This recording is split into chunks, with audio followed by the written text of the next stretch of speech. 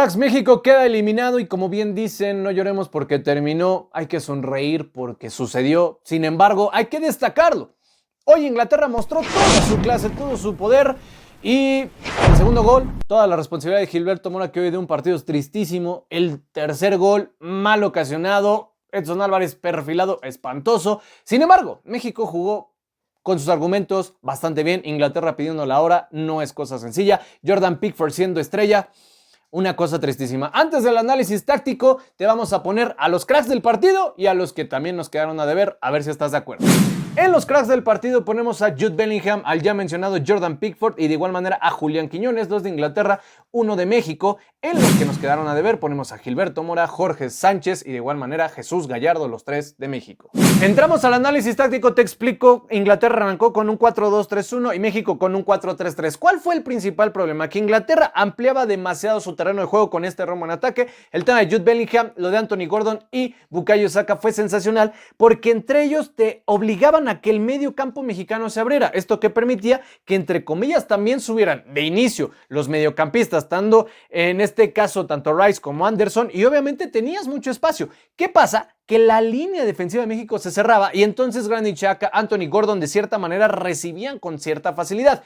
Al principio México cerraba bien su medio campo y de igual manera generaba amplitud, bajaba de igual manera el Piojo y Quiñones y tenía cierta salida. El problema fue en el momento en el que Eric Lira recuperaba, obligaba a que los ingleses retrocedieran, ahí bien, pero se la pasaba a Mora o de igual manera a Romo, arrastraban de más el balón y tenían a Piojo, de igual manera a Quiñones, cierta amplitud y se tardaban en soltar el esférico. ¿De qué se percataron los ingleses? Que aquí, simplemente presionando y cerrando líneas, iban a perder el balón los mexicanos, iban a tratar de desarrollar cierta conducción individual y la perdían. De hecho, si te das cuenta, los 2 goles fueron así, o sea, inmediatos y sobre todo con Bellingham entrando así, discreto, hasta caminando. Pero aquí un punto clave que no hicieron los seleccionados mexicanos. Sí van Harry Kane al primer poste y en este caso, por ejemplo, Anthony Gordon amarrando a su marca y Bellingham a segundo poste, cosa distinta en donde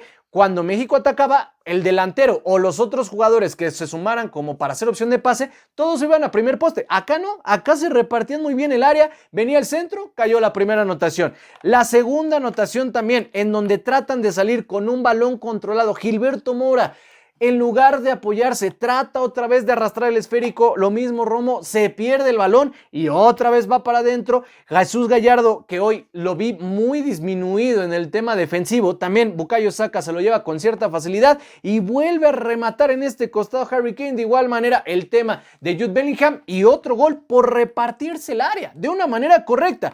A partir de aquí fue un masazo, ahí sin nada que decir.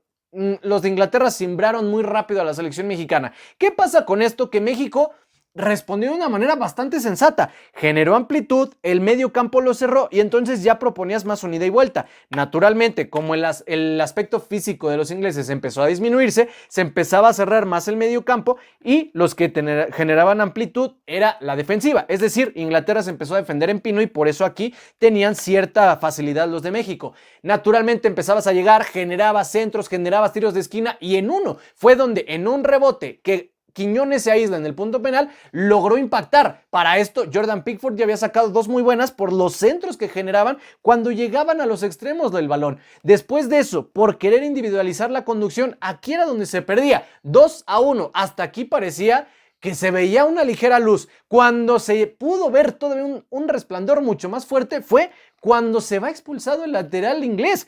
Aquí, ¿qué terminó sucediendo? Inglaterra, lo que aguantó, empezó a defenderse con un 4-4-1. En cierto aspecto, Gilberto Mora salió luego en la entrada del segundo tiempo. De igual manera se generaron ciertas adecuaciones. Entró en este caso Fidalgo. De igual manera metieron a Santi Jiménez, generaron cierta profundidad. Pero para mí el error, un error muy clave fue, entre comillas, sacar también a Julián Quiñones, porque le diste toda la profundidad a Jesús Gallardo que no estuvo hoy muy fino, en el aspecto físico ya no podía ni correr. En ese sentido, sí tenías profundidad, pero no tenías llegada. ¿Qué hiciste? Cambiaste a 2 delanteros, lo cual no es que esté mal, te quedaste, digamos, con 2 centrales, tenías a tus laterales, pero creo que el que tuvo que haber salido era Jorge Sánchez. En ese aspecto, no solo por meter 3 delanteros vas a tener garantía de gol. ¿Qué hizo Inglaterra? Te responde con otro central y literal ya era un 5-3-1. Aquí metes a otro delantero como el Memote y prácticamente les pones marca personal a los dos. Ahora, ¿se generó el penal? Sí, Raúl Jiménez lo cobró muy bien. Jordan Pickford creo que con ese pequeño brinquito le indicó a Raúl Jiménez dónde quería el penal, pero no llegó. Bien, todavía se dio más esperanza. El 3-2 ahí estaba, pero el penal. El penal para Inglaterra también, esto fue previo, claro. Edson Álvarez. Es un balón frontal. Para esto César Montes ya había salido y demás. Creo que él se hubiera perfilado quizá de mejor manera, pero bueno, el hubiera ya no existe. Es un balón frontal y el único que brincó fue Harry Kane.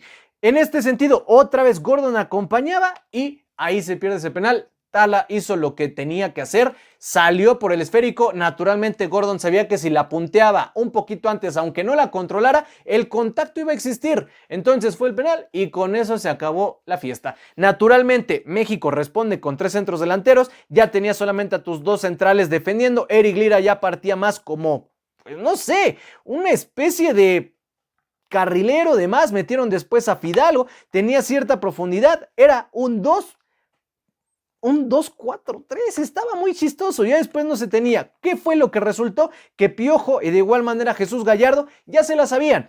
Recibían el esférico, cambios de juego, pero siempre iban a tratar de buscar su perfil cómodo para mandar centros. Y una cosa es mandar centros y otra cosa es mandar puro hoyazo. Y al final de cuentas fue lo que terminó sucediendo, pero no por esto digo que México haya jugado mal.